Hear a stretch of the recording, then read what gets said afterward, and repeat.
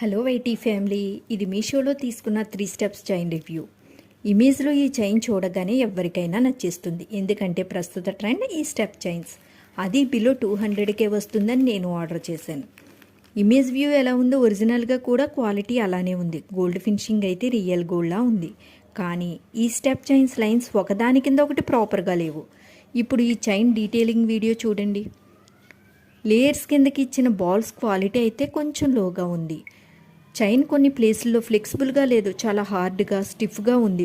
ముఖ్యంగా chain lines joint బిల్లలు ఉన్నాయి కదా, వాటి దగ్గర చైన్ లైన్స్ ఒకదాని కింద ఒకటి లేకుండా మెలికలు పడి ఉన్నాయి. తీయాలని చాలా ట్రై చేశాను, బట్ నా వల్ల కాలేదు. ప్రైస్కి తగ్గ క్వాలిటీ అయితే ఉంది.